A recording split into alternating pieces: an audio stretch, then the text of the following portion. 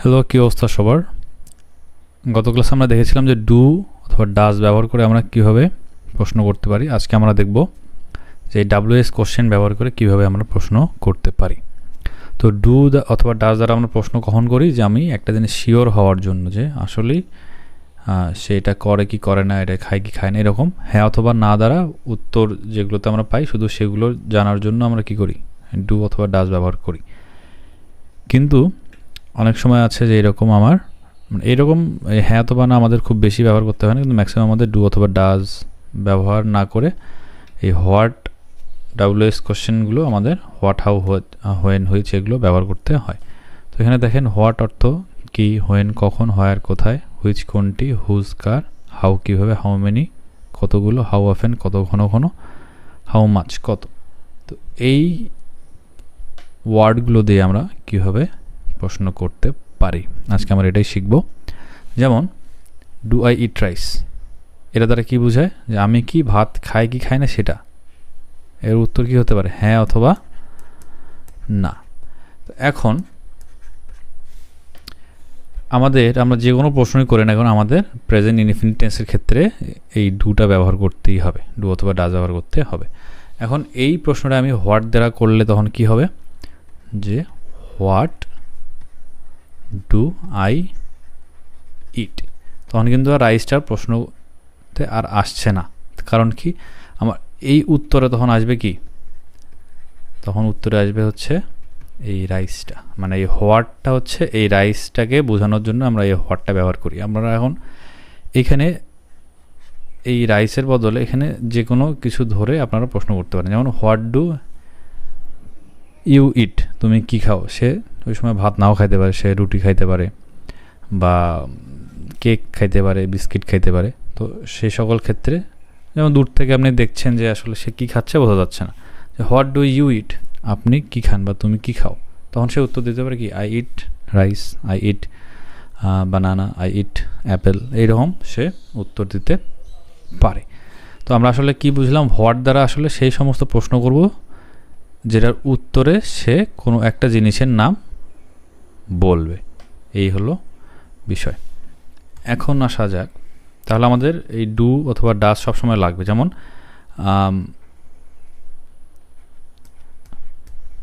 Does he it mango, সে কি আম খায়। তো এটা হচ্ছে হ্যাঁ অথবা না দ্বারা উত্তর নেওয়ার জন্য আমরা এইভাবে প্রশ্ন করব। আর যখন যে আসলে সে কি খাচ্ছে আমি এটা জানতে চাই, তখন কি হবে, এই যে হোয়াট ডাজ হি ইট, সে কি খায়, এইটা আমি এখন জানতে চাই। সেজন্য আমাদের এই হোয়াট ব্যবহার করতে হবে। হ্যাঁ, তাহলে মোটামুটি আমার মনে হয় যে আপনারা এটা বুঝতে পারছেন। এখন আসা যাক, আচ্ছা এটা গেল হচ্ছে শুধু হোয়াট দ্বারা, এটা হোয়াট দ্বারা আমরা প্রশ্ন করলাম। এখন হচ্ছে হোয়েন। হোয়েন অর্থ কি, হোয়েন অর্থ হচ্ছে কখন। তাহলে বোঝা যাচ্ছে যে আসলে এটা দ্বারা আমাদের কি বুঝাবে, যে কোনো একটা সময়কে বুঝাবে, যে আসলে সে কোন সময় কি কাজ করে এইরকম, বা একটা ক্ষণ বা সময় একই জিনিস। তো এখন হচ্ছে আমরা হোয়েন দ্বারা প্রশ্ন করব। দেখেন সেম প্রশ্ন কি করব, হোয়েন ডু ইউ ইট, তুমি কখন খাও। তাহলে এখানে সে উত্তরে কি দিতে পারে, যে দুপুরে, সকালে, বিকালে বা নির্দিষ্ট একটা সময়, এটা সে বলতে পারে।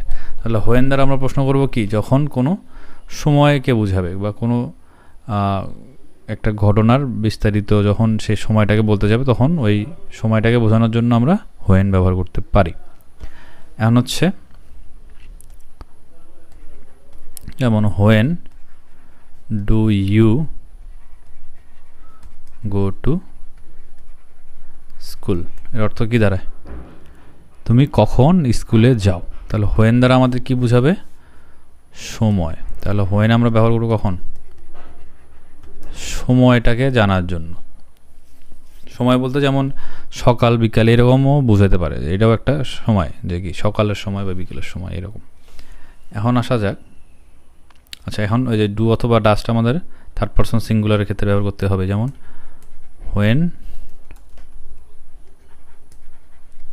when does he go to work, সে কখন কাজে যায়। তো এরকম আমাদের সময় বোঝানোর ক্ষেত্রে আমাদের কি করতে হবে, when আমরা ব্যবহার করতে পারি। এখন আসেন আমাদের হচ্ছে হয়ার অর্থ কি, কোথায়, তাহলে স্থান, কোনো একটা স্থান বোঝালে আমাদের হয়ার,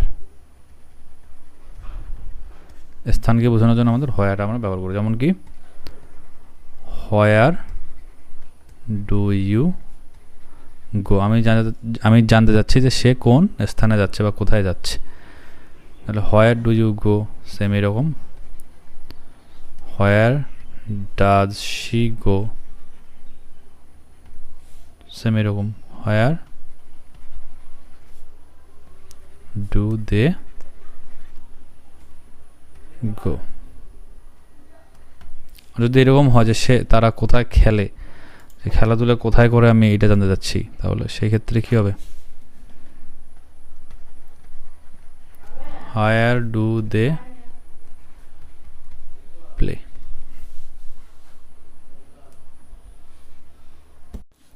তাহলে আমাদের হয়ার দ্বারা কোনো স্থানের নাম জানতে চাইলে বা কোনো একটা জায়গার সম্বন্ধে জানতে চাইলে আমরা এই হয়ারটা ব্যবহার করতে পারি। এখন হলো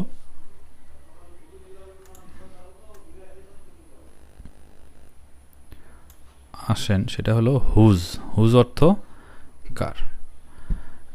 এখন এটা আমরা কি ওই সেম একই রকম, শুধুমাত্র কোনো ব্যক্তি বা বস্তুকে বোঝানোর জন্য আমরা হুজ ব্যবহার করতে পারি। হুজ হচ্ছে কি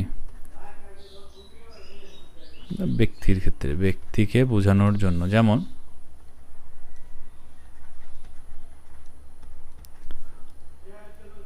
হুজ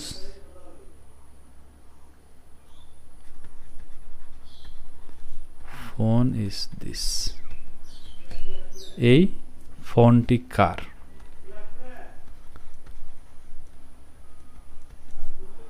হুজ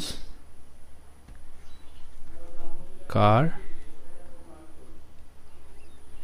ইজ ইট, এটা কার গাড়ি। তাহলে হুজ বুক ইজ ইট।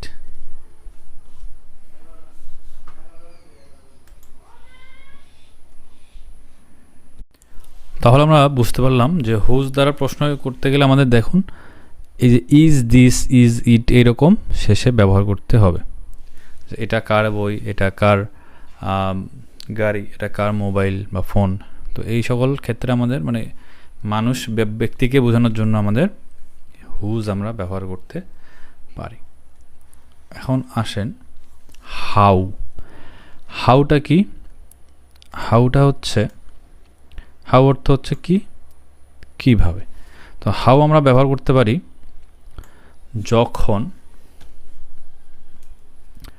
আচ্ছা একটা উদাহরণ দিই, হাউ ডু ইউ নো, অর্থ কি তুমি কিভাবে জানো। তাহলে হাউ হচ্ছে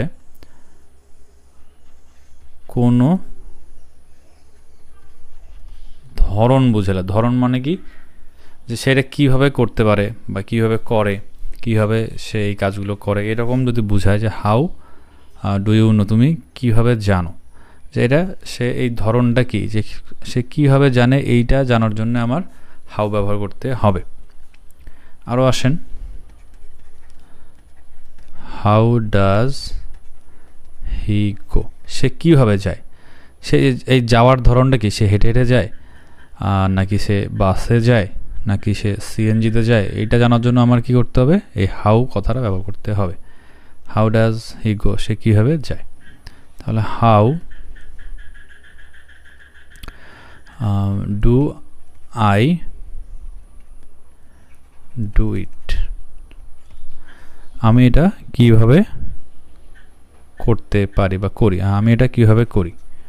how do I do it, আমি এটা কিভাবে করি। তো এটা আর কি আমাদের এরকম প্রশ্ন করতে গেলে হাউ কথাটা, হাউ ওয়ার্ডটা ব্যবহার করতে হবে। আচ্ছা, এখন হলো আসেন সেটা কি, হাউ মেনি, এটা বোঝা যাচ্ছে কি যে কতগুলো বোঝানোর জন্য আমাদের হাউ মেনি কথার ব্যবহার করতে হয়। যেমন how many pen do you have, তোমার কতগুলো কলম আছে। তাহলে হাউ মেনি, এই জিনিসটা আমার জানতে হবে যে হাউ মেনি দ্বারা হচ্ছে কি কোনো একটা যেরকম বস্তুকে বোঝানোর জন্য বা কোনো ব্যক্তি বা বস্তু স্থান এরকম বোঝানোর জন্য আমাদের হাউ মেনি কথাটা ব্যবহার করতে হবে। তাহলে যেমন ব্যক্তির ক্ষেত্রে how many people, how many people do you know, তুমি কতগুলো মানুষকে জানো বা চেনো। তো এরকম যে how many money does he have, তার কতগুলো টাকা আছে। তো এরকম হাউ দ্বারা হচ্ছে, হাউ মেনি দ্বারা কি কতগুলো জিনিস বোঝানোর জন্য আমাদেরকে হাউ মেনি কথাটা ব্যবহার করতে হবে।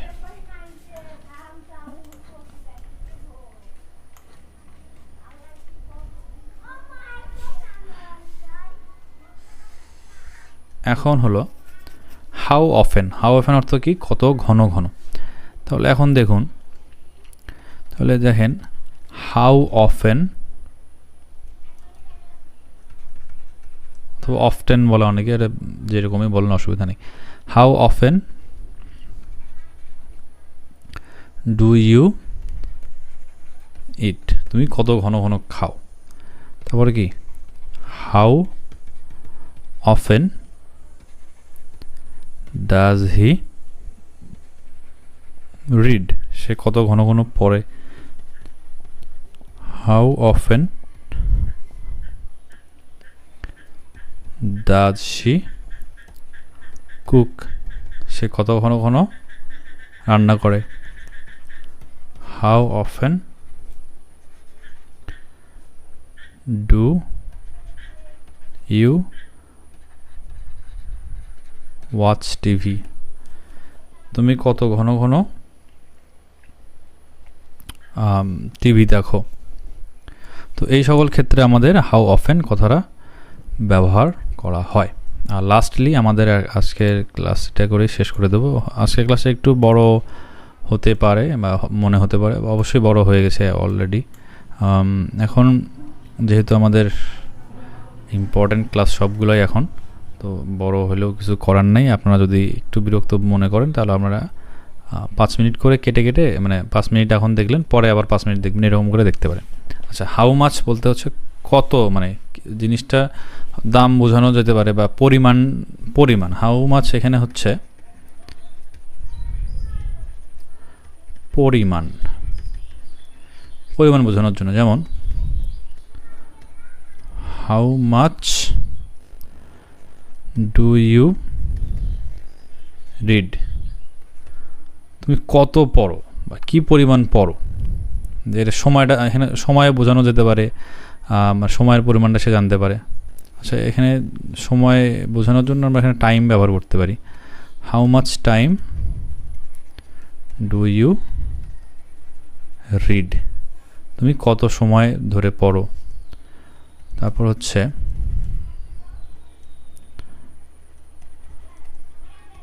How much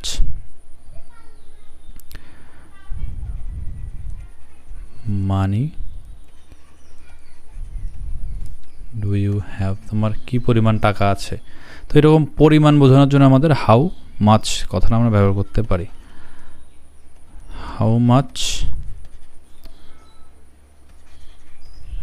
does it cost, এটার দাম কি পরিমাণ অথবা কি পরিমাণ দাম এটার।